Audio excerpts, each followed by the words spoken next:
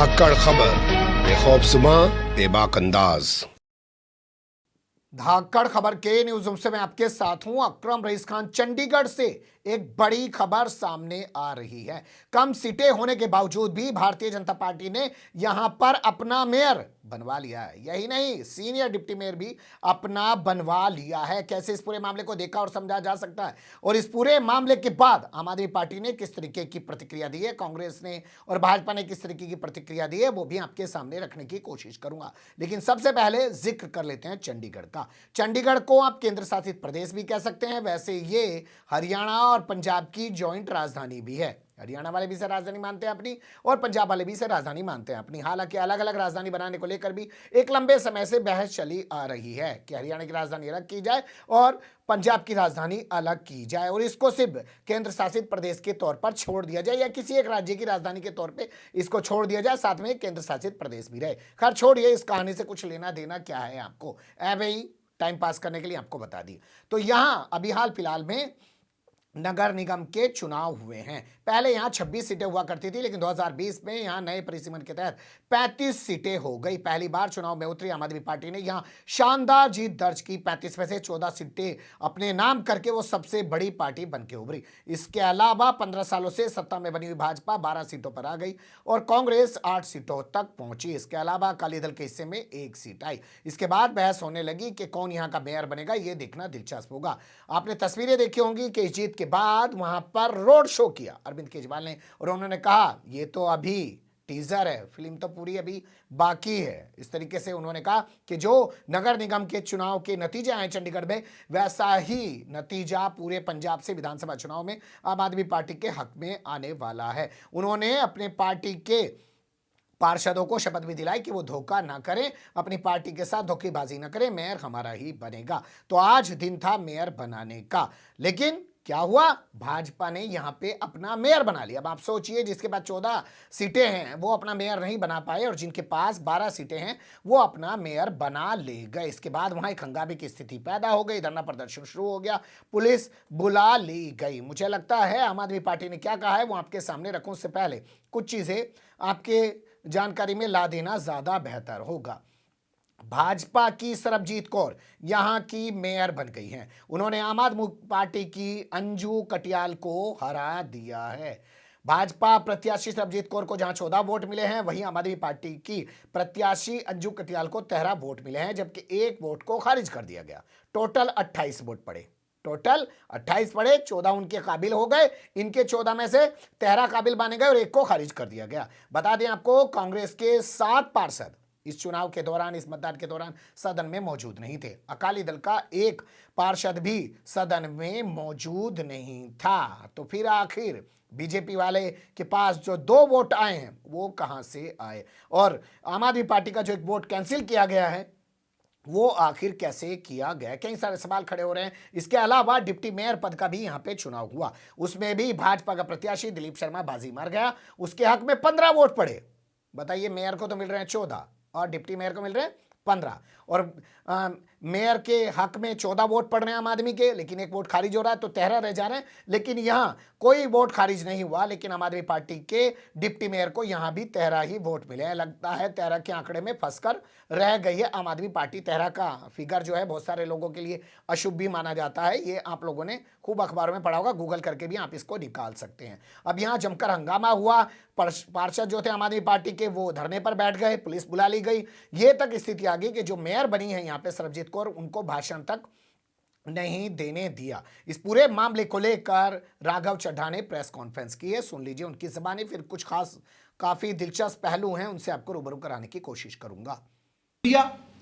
और बीजेपी के फटे हुए वोट को एक्सेप्ट करके वैलिड वोट करार दिया गया, और आंकड़ों की बाजीगरी इस तरह करी कि बीजेपी के 14 हो जाए और आम आदमी पार्टी के 13 हो जाए और मेयर बीजेपी का बन जाए। यह एक अलायंस के तहत, कांग्रेस और बीजेपी ने अलायंस के तहत इस इलेक्शन को लड़ा है, जिसमें कांग्रेस ने अपने काउंसलर को एक्सपोर्ट किया बीजेपी में, और बाकी काउंसलर्स को कहा कि आप एब्सटेन करिए वोटिंग से, यानी कि वोट डालने मत आइएगा, ताकि बीजेपी को सहूलियत मिल जाए। हम बीजेपी का मेयर तो चाहते हैं, लेकिन हम आम आदमी पार्टी का मेयर बर्दाश्त नहीं कर सकते। आने वाले समय में पंजाब में भी ये सारी पार्टियां मिलकर आम आदमी पार्टी को और अरविंद केजरीवाल जी को रोकने की कोशिश करेंगी। कांग्रेस, बीजेपी, अकाली दल, ये तीनों पार्टियां मिलकर इलेक्शन लड़ेंगी। चाहे इनके इलेक्शन सिंबल अलग हो, लेकिन अंदर से इन लोगों का एक इनफॉर्मल अनहोली नेक्सस है, एक अलायंस है, और अलायंस के तहत वो लोग आम आदमी पार्टी और अरविंद केजरीवाल जी के खिलाफ पंजाब का इलेक्शन भी लड़ेंगी। ये मैं पंजाब की आवाम को सावधान करना चाहता हूं। तो आज का सबसे बड़ा जो कंक्लूजन है, जो निष्कर्ष निकला है, वो ये है कि बीजेपी और कांग्रेस ने एक हिडन अलायंस करके अपने गठबंधन का मेयर बनाया है चंडीगढ़ में, और पूरी इलेक्शन मशीनरी आज कॉम्प्रोमाइज्ड थी। ऐसा लग रहा था कि बीजेपी के साथ डीसी मिलकर बीजेपी का मेयर बनाने के लिए काम कर रहा है। बीजेपी का मेयर बन जाए उसके लिए डीसी सबसे ज्यादा मेहनत कर रहे थे, और आम आदमी पार्टी के साथ धक्का किया, धोखा किया, नाजायज काम हमारे साथ। अभी हम सड़क से लेकर सदन तक इसकी लड़ाई को लड़ेंगे। न्यायपालिका कोर्ट का सहारा लेना पड़ेगा, वो भी लेंगे। आज पूरा चंडीगढ़ गुस्से में है, आक्रोशित है।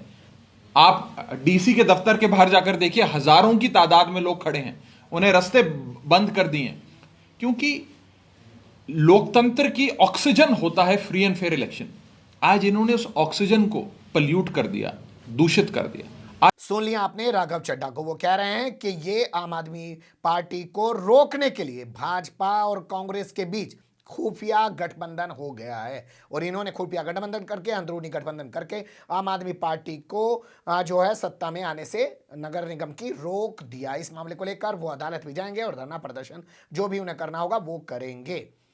लेकिन यहाँ सवाल कई और सारे पैदा हो जाते हैं। जैसे पहला सवाल ये पैदा होता है कि क्या भाजपा ने पहली बार ऐसा किया? जी नहीं, भाजपा हमेशा ऐसा ही करती आई है। आपके सामने मध्य प्रदेश है, किस तरीके से 2018 के चुनावी नतीजा है, और बाद में ज्योतिरादित्य सिंधिया को तोड़कर 20-22 विधायकों से इस्तीफा दिला दिया, और डाका जनी करके एक तरीके से वहां मध्य प्रदेश में भाजपा ने अपनी सरकार बना ली, और शिवराज सिंह चौहान मुख्यमंत्री बन के बैठ गए। इससे पहले आपने देखा होगा कर्नाटक के अंदर भी भाजपा ऐसा ही कर चुकी है। वहां पे BS येदियुरप्पा को किस तरीके से मुख्यमंत्री बनाया, कांग्रेस के और जेडीएस के विधायकों को ले जाके मुंबई के होटल में बंद कर दिया, बाद में उनसे इस्तीफा दिला दिया और फिर अपनी सत्ता हथिया ली। ऐसे ही इन्होंने गोवा में किया, ऐसे ही इन्होंने मणिपुर में किया। यह आजकल नया चरित्र बन गया है, और ये नए तरीके से सब कुछ किया जा रहा है। लेकिन इसी के साथ इसमें कांग्रेस की भूमिका पर भी सवाल खड़े हो गए हैं। क्या कांग्रेस दिल्ली वाले इतिहास को नहीं दोहराना चाहती थी? बता दें आपको, 2014 में जब पहली बार चुनाव लड़ा था आम आदमी पार्टी ने, तो उसको 28 सीटें मिली थी। 8 सीटें मिली थी यहां पर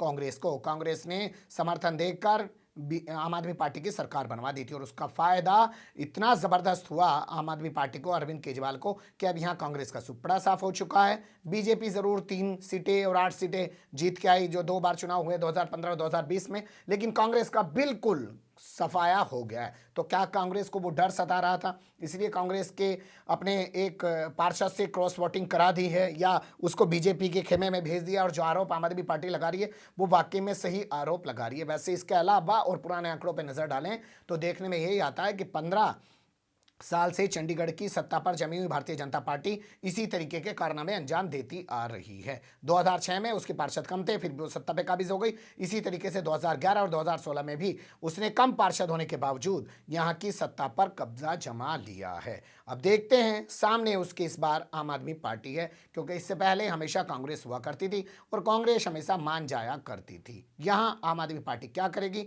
ये बहुत कुछ निर्भर करता है आम आदमी पार्टी के रिएक्शन पर। अब देख लेते हैं बीजेपी ने किस तरीके का रिएक्शन दिया है। तो बीजेपी की नेता है किरण खेर, जो यहां से सांसद भी हैं, अनुपम खेर की पत्नी है, उन्होंने विक्ट्री शाइन दिखाया। इसके अलावा गजेंद्र सिंह शेखावत, जो पंजाब के प्रभारी बना रखे हैं भारतीय जनता पार्टी ने, राजस्थान के रहने वाले हैं, जल शक्ति मंत्री भी हैं मोदी सरकार में, उन्होंने भी इस पर खुशी जाहिर किया। इसके अलावा अलका लांबा की बात कर लेते हैं, जो कांग्रेस की प्रभारी हैं पंजाब से, उन्होंने भी इस पूरे मामले में अपना रिएक्शन दिया है और कहा है कि आम आदमी पार्टी के पार्षद ही आम आदमी पार्टी का सही से साथ नहीं दे पाए हैं। अब देखना दिलचस्प होगा किस तरीके की तस्वीर बनती है। जो अभी तक के हालात हैं उनसे आपको रूबरू करा दिया। बने रहिएगा धाकड़ खबर के साथ।